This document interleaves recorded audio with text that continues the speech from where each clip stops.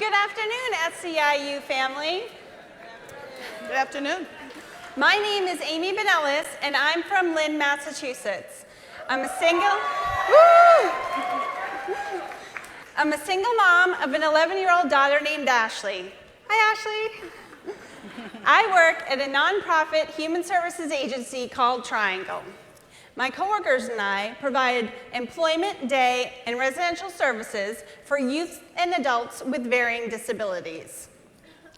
4 years ago, in my very first week on the job, after talking with my coworkers, I knew right away that we needed a union. Right? After a few years of organizing like hell, we won our union with SEIU Local 509. Yeah.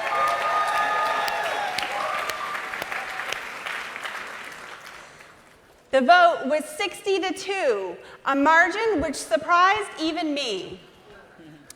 I think unions are important, and I think that every working person should have a union. Organizing our union was not easy. 3 of my coworkers and I were illegally fired for union activity. Ooh, right?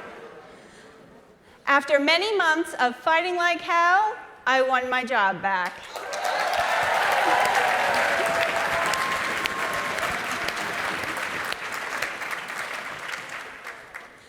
During that time, a few of us met Senator Elizabeth Warren of Massachusetts.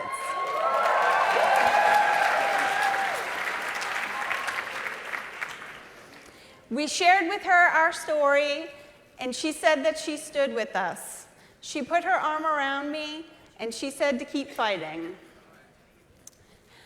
Union family, I am incredibly proud to introduce to you my senator from the Commonwealth of Massachusetts, Elizabeth Warren.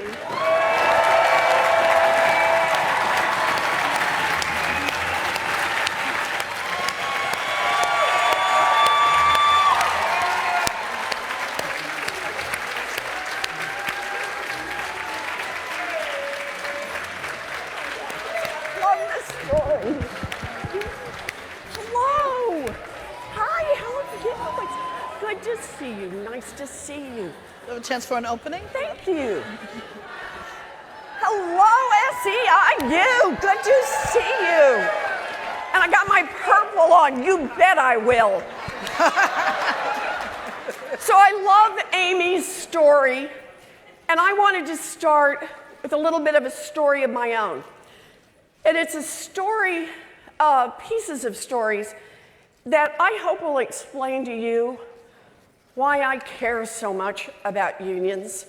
I grew up out in Oklahoma, paycheck to paycheck family, and my daddy ended up as a janitor. Yeah. I watched what it meant when he got sick and couldn't work. He just lost money. There was nobody there to help him out. When he wanted to take off time to be with his kids, nobody there to help him out because he didn't have a union on his side. My mama, she worked a minimum wage job at Sears. No union to help her out. Now me, I was the kid with the dream. I had a dream from 2nd grade. I wanted to be a public school teacher. And let's hear it for the public school teachers. But here's the thing.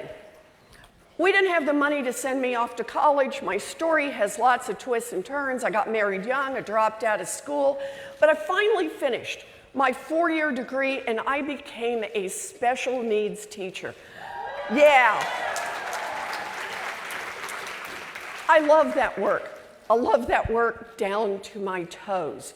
And I probably would still be doing that work, except by the end of the first year, I was visibly pregnant, and the principal did what principals did in those days.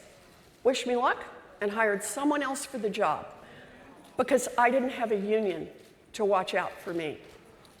Now, I also saw it in my own family. My Uncle Stanley, who was a meat packer, proud member of a union since the 1930s. And he used to say to me from the time I was a little girl, when I always loved Aunt Bee and Uncle Stanley's house. It was a nice house. And he always said, "Sweetie, this is a house that union built."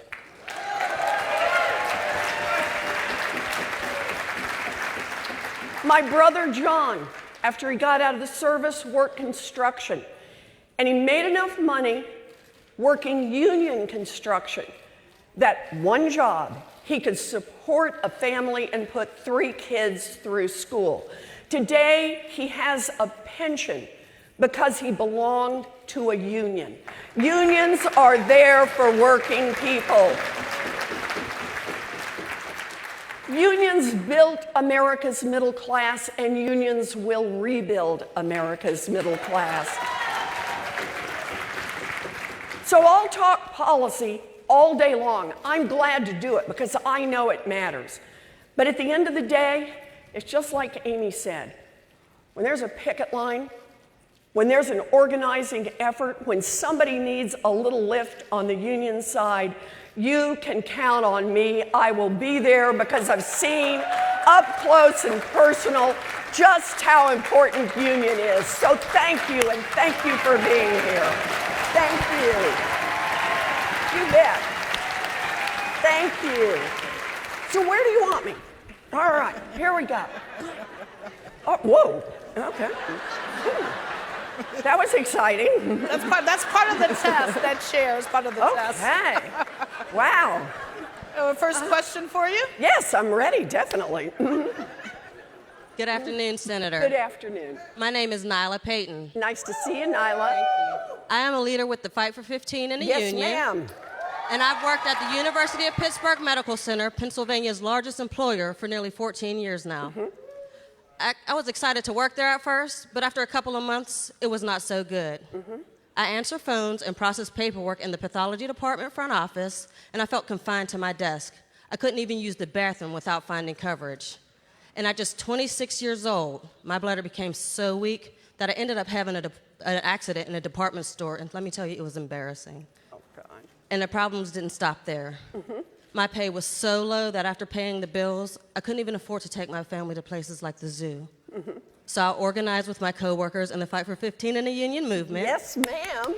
I was one of the first hospital workers to go on strike in Pittsburgh in 2016.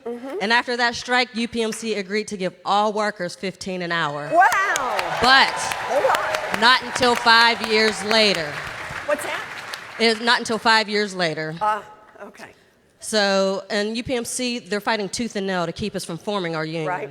We don't want to fight UPMC. We want to work with UPMC. We just want a seat at the table, too.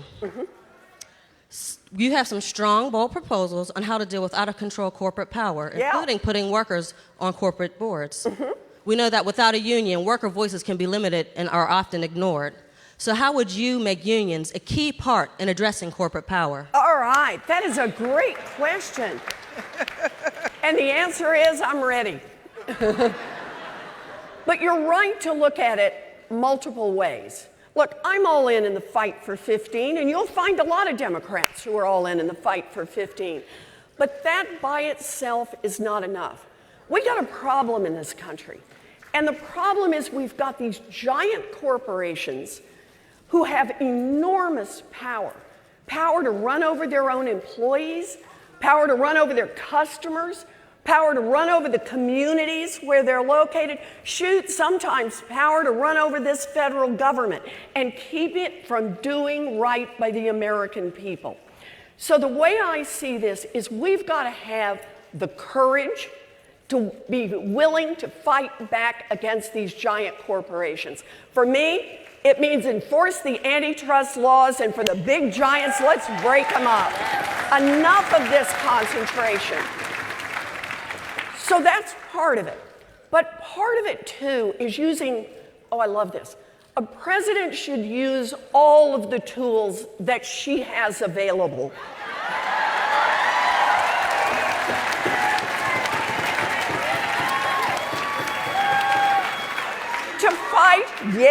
to fight for working people.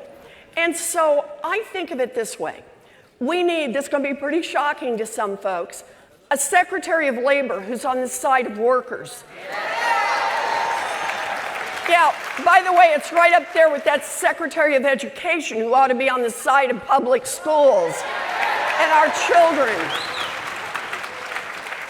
We need an NLRB that will enforce the laws so that when companies resist, when they break, when they won't let people unionize, that you've got the capacity to fight back. A third way you can use power, you bet. A third way you can use power, and I'll do this, is to use the power of federal contracting. 1 out of every 4 workers in America is working at a company that has contracts with the government. And it is up to the administration to set the terms of who gets to be a federal contractor. And you can set those terms across the board, not just for the federal contracts. So for me, I want to see federal contractors who are paying $15 an hour and who are giving their workers an easy path to unionization. That'll help. You bet.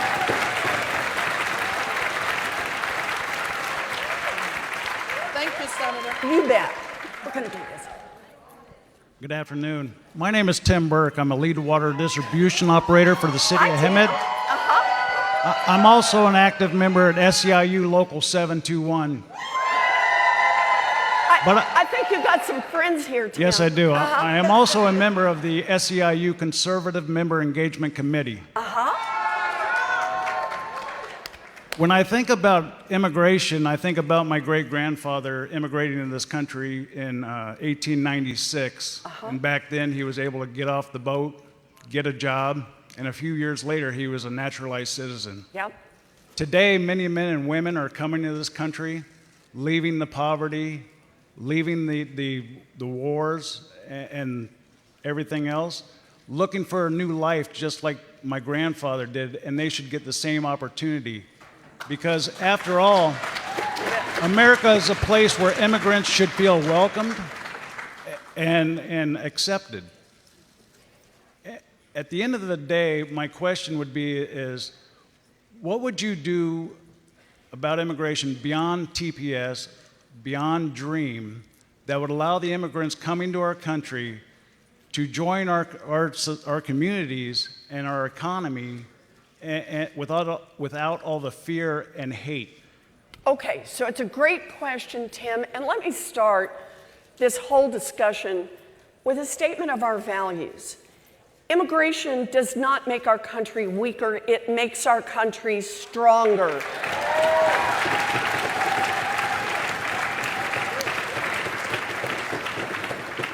Immigration boosts our economy, and it helps us create ties all around the world.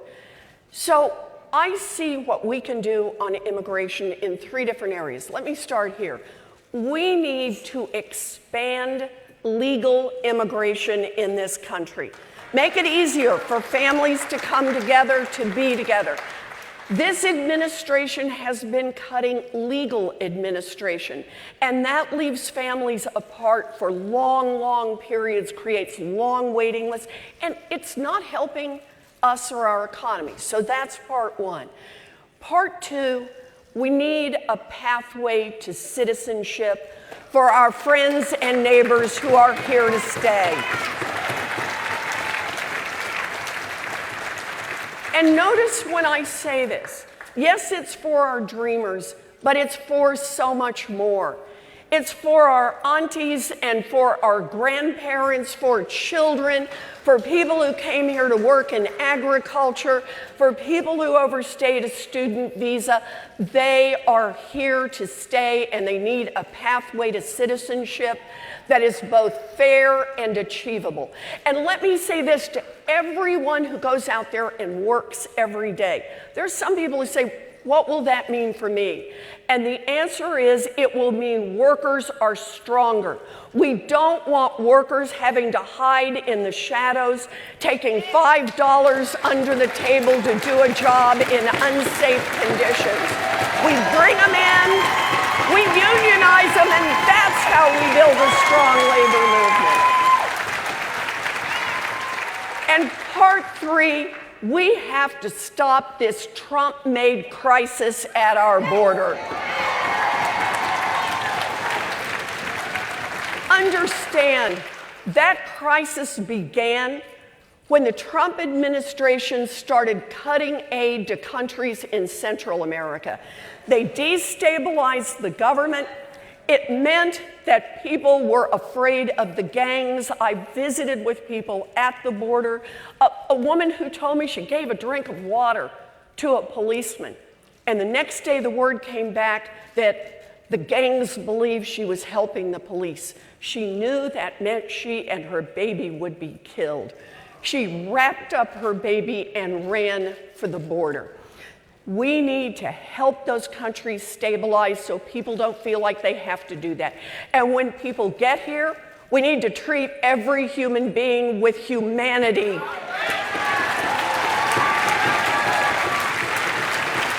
A great nation does not separate children from their families.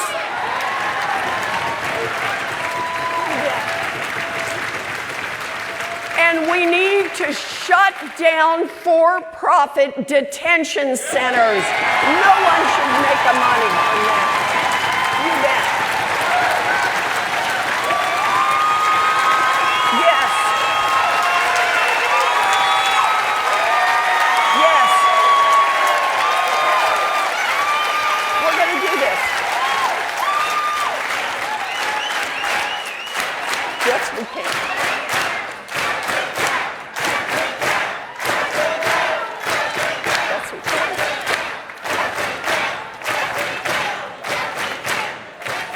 When it comes to immigration, like every other law that we talk about, I want to be an America that lives our values every single day. That's what we need to do. Thank you. A question from Mike 2. Hello, Senator Warren. Hello. My name is Ronald Duke. I'm from Bedford, Ohio, by way of Cleveland, Ohio. Uh-huh. I'm 60 years old. I'm retired at Cuyahoga County Board of Developmental Disability. Uh-huh. I'm also employed as a field organizer at SEIU 1199 West Kentucky and Ohio. Communities like mine are feeling the effect of climate change. Yes, sir. And other issues far as environmental crisis. Harmful chemicals are in our water and in our air. When we drink the water and breathe the air, we get sick. Mm-hmm. We can't see a doctor. Yeah. We can't take a day off. And we don't have adequate insurance to cover the needs that we need to take care of. Corporations and some politicians seem to pick and choose who they want to help and who they don't want to help based on what they can get from them. Uh-huh.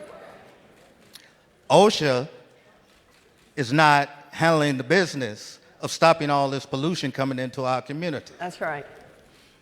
Now, the question for you, Senator, is how would you address the benign neglect that has been allowed to happen to leave our communities behind like they are?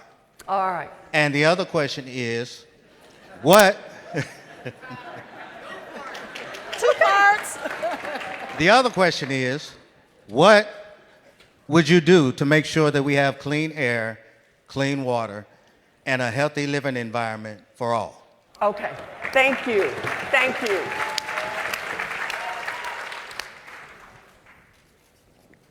Climate is truly the threat to all of us. It is the threat to every living thing on this planet. And we are running out of time to respond. We have known this for decades. You go back and look, and in the early 1990s, you can see conversations about, it was called global warming, but they had the basic idea that there was a real crisis coming. And you see Congress, Democrats and Republicans, starting to work together, saying, do we need to give more power to the EPA? Do we need some new laws? And then along come the Koch brothers. Oh, you've heard of the Koch brothers.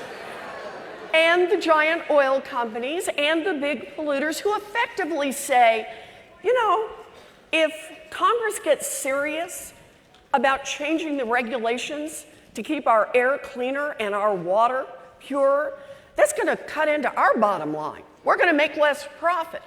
So what did they do? Did they invest in clean energy? Nah. Did they invest in cleaning up the air and water? Nah.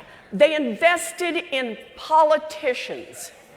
They went to Washington and they made campaign contributions and they hired lobbyists and bought and paid for experts to come in and deny climate change. They poured money and money and money into Washington. Why? Not because they didn't understand what was happening with climate. They get those climate deniers to build an umbrella over the politicians. So the politicians could keep taking money and do absolutely nothing.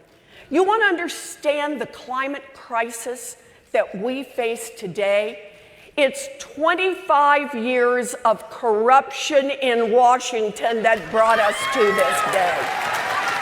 Corruption. So here's how I see this. There are a lot of good climate plans, and no surprise, I've got a really big one. I've got one that's about green manufacturing jobs that will produce about 1.2 million new union jobs. It's a great way to build jobs and clean up our climate. Real regulations, 3 industries that we can put a cap on carbon emissions. Housing, all new housing by 2028. No more cars with carbon emissions by 2030, and no more electric production with carbon emissions by 2035. That would cut carbon emission in this country by 70%. Think about that. There'd still be work to do, but you've got to have the courage to go in and fight these guys. So I see this as everything that we want to talk about. We want to talk about the rights of workers. We want to talk about the right to be able to breathe the air and drink the water. We want to talk about the right to be a country that lives our values every day. Then we have to be willing to address corporate corruption head on. And that's why I'm here. So I hope that's good. Thank you, thank you, thank you. I'm gonna do this. Good. So, Senator, you have a minute to close. I have a minute to close. Wow. There's so much I would say. But let me do this. I know how badly broken things are right now.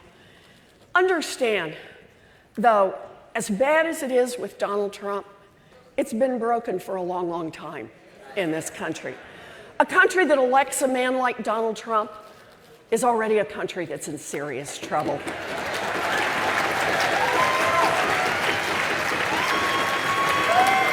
Yep. These are hard times in America, but I am filled with optimism, and I'll tell you why. Because today, I don't care how much money they have on the other side. I don't care about how upset the corporate CEOs and the billionaires are. What I know is that we have millions of people across this country who are in this fight all the way.